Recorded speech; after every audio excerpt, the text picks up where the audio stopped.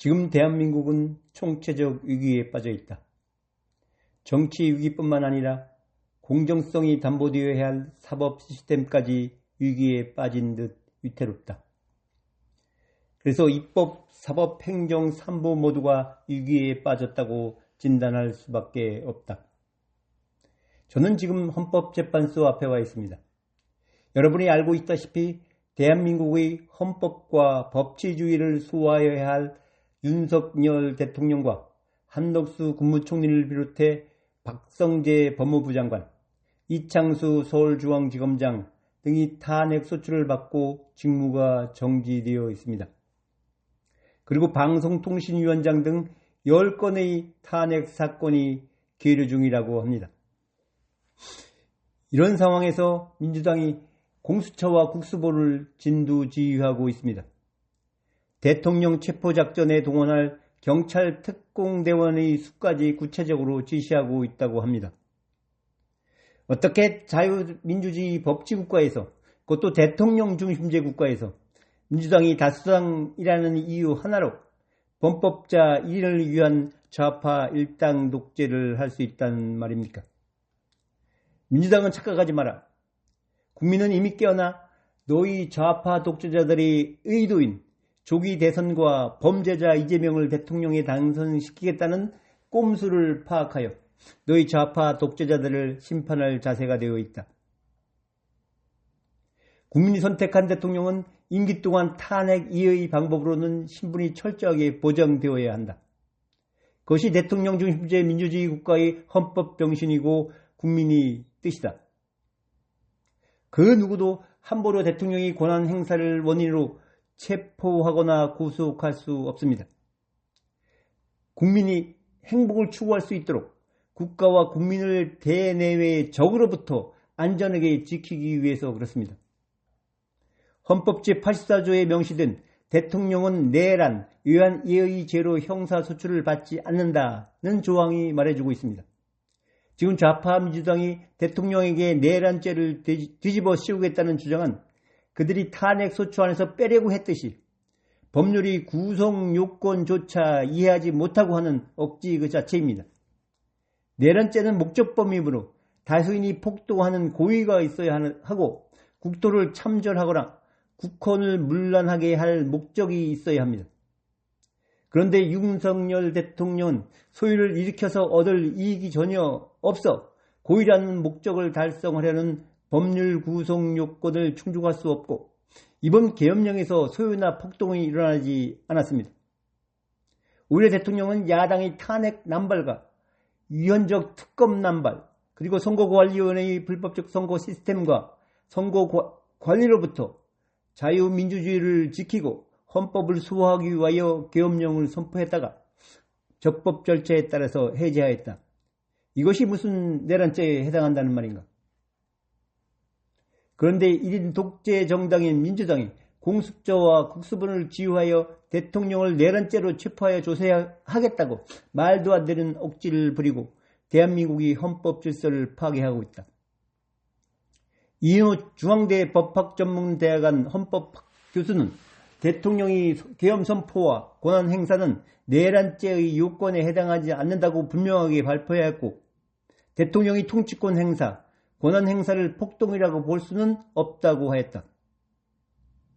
통합론적 헌법관의 대부인 허영 헌법학 교수도 이번 대통령의 계엄 선포는 내란죄에 해당하지 않는다고 말씀하셨고 6,300여 명의 전교모 교수들도 민주당의 내란죄 머리로 사기적으로 탄핵 소추된 대통령 탄핵안 즉시 각하하라는 성명을 발표하였다.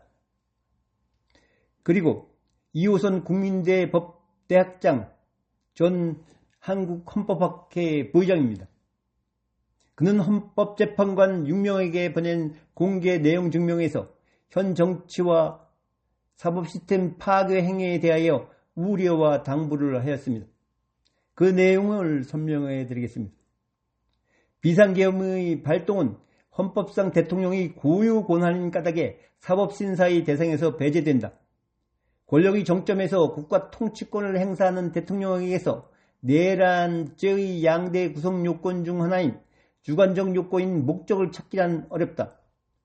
더구나 대통령이 입법부로부터 야기된 행정부 마비, 외부적 감시와 내부적 자기 시정이 불가능하다고 판단한 선거 시스템의 취약점을 바로잡기 위해 헌법수호 책임을 명분으로 삼는 이 사건에서 국헌문란의 목적이 있다고 수사기관이 몰아붙였다고 그것이 사실로 확정될 수는 없다고 하였습니다.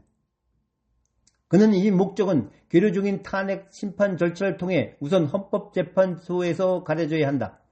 대통령이 고유 권한에 속하는 비상계엄 발동의 위헌, 위법성이 헌재에서 먼저 가려지기 전에 수사기관에서 목적법인 내란죄를 전제하고 그 목적이 위헌이라고 판단하는 것은 헌법과 법률이 법 적용의 체계성에 부합하지 않고 헌재가 판단해야 할 것을 수사기관이 나서서 해결사 노릇을 하겠다는 것이어서 위헌적이고 오히려 수사기관이 위법 문제도 생길 수 있다. 그 방어권을 심각하게 침해 제한한 것이기 때문이다.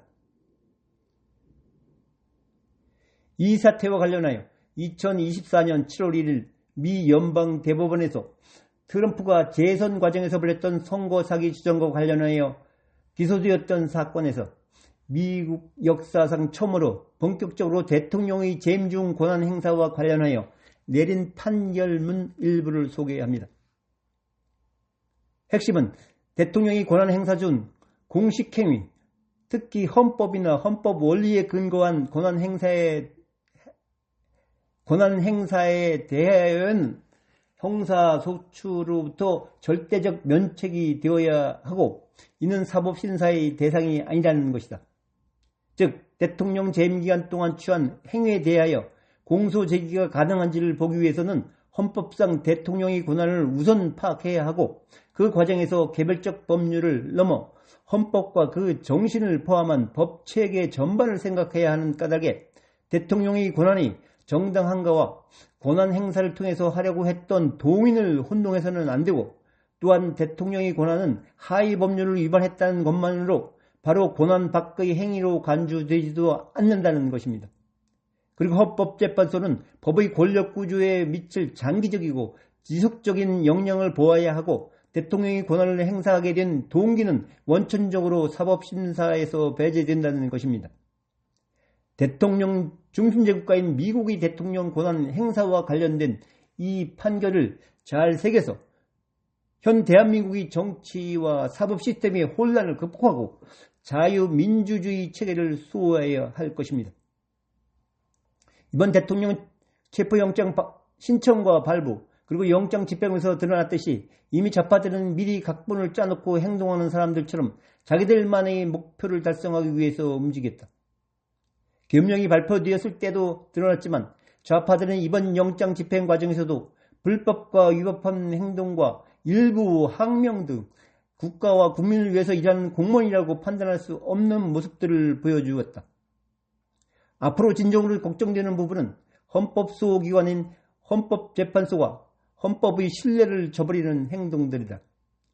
그동안 입법부와 짬짬이 하듯 민주당은 헌법재판관의 추천을 미루며 헌법재판관들이 의결 종족수가 부족하다는 이유로 계류된 탄핵안들의 심리를 진행하지 않더니 계엄령이 선포되자 서둘러 무리수를 쓰며 재판관들을 추천하고 청문회를 통해 교육시켜서 사실상 위법적으로 2명의 헌법재판관을 임명케 하였다. 그리고 일방적으로 일주일에 2번의 재판 일정을 정하여 통보하는 등 무리수를 써서라도 2명의 좌파 헌법재판관이 퇴임하는 4월 18일까지 대통령이 탄핵 심판을 끝내겠다는 행동을 보여주고 있다. 국민이 선택한 대통령은 탄핵 심판하더라도 가장 엄중하고 국민이 이해하고 받아들일 수 있도록 공정하게 해야 하는데 이미선 재판관과 문형배 재판관은 퇴임 전에 대통령 탄핵 심판을 끝내겠다는 의지를 보여주는 듯하여 국민을 불안케 하고 있다. 대법관과 함께 사법부의 가장 높은 위치에 앉은 재판관 같은 위험은 전혀 느껴지지 않는다. 오죽했으면 권선동 원내대표가 헌법재판소를 찾아가서 김정원 헌법재판소 사무처장에게 윤 대통령 탄핵 심판과 관련 형사재판은 보통 2주에 한 번 재판하는데 윤 대통령 탄핵 심판은 일주일에 2번씩 재판하는 것은 헌재가 예단을 갖고 편파적으로 하는 게 아닌가라는 지적을 했겠는가? 헌법재판관들이 좌파들이 정치국 운세에 밀려서 임명권자와 그 지지자들에게 보은하듯이 미리 결과를 정해놓고 심판한다면 국민의 저항을 받을 것이라고 많은 전문가들이 걱정하고 있다. 헌법재판소는 이제 탄핵소추안에 중대한 변경을 한 윤석열 대통령 탄핵소추안을 각하하여야 한다. 그래서 필요하다면 국회가 변경된 탄핵소추안을 재의결하여 진정한 탄핵소추안을 인정해 주어야 한다.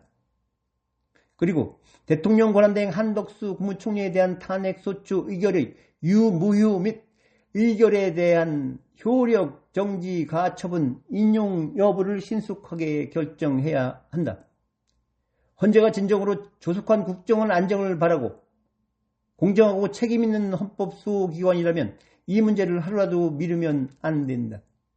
대통령 권한대행 한덕수 국무총리에 대한 탄핵소추 의결 종족수가 국회 재적의원 3분의 2인 200명 이상인가 아니면 151명 이상이면 이라도 족한가는 대한민국의 국정을 이끌어갈 대통령 권한대행이 누구인가? 누가 국정을 책임지고 안정시켜야 하는가라는 중대한 문제이다. 여기에 헌재의 침묵이 길어진다는 것은 헌법소를 통해서 달성하려는 1차적 목적인 국정 안정을 헌재 스스로 외면하는 것이다. 그리고 나아가 민주당과 민주당 다선 의원 출신 우원식 국회의장의 151석 이상 찬성이면 족하다는 일방적 주장과 무권 해석을 헌재가 사후 승인하고 보증해 주는 것이다. 서로 짜고 치고 있다는 방증이라는 것이다. 헌법재판소는 현 대한민국의 총체적 위기와 사법 시스템의 위기를 극복하기 위한 결단을 하루속히 내려야 한다. 자유대한민국에서 자유민주주의를 지키려는 국민의 열망을 무시하지 않길 바란다. 서부지법에서 또 대통령 체포영장을 발부했다.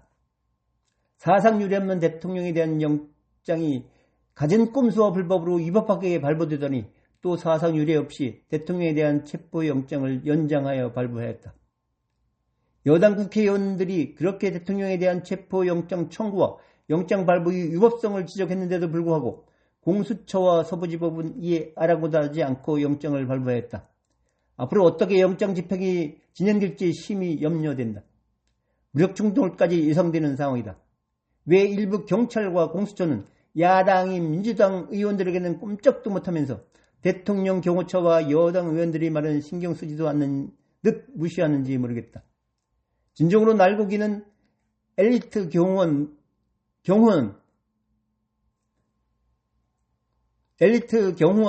대통령 경호처에 있을 텐데 무능해 보이던 공수처와 특수본 경찰들은 무엇을 믿고 그렇게 무력 충돌도 불사하겠다고 큰 소리치는지 이해할 수 없다.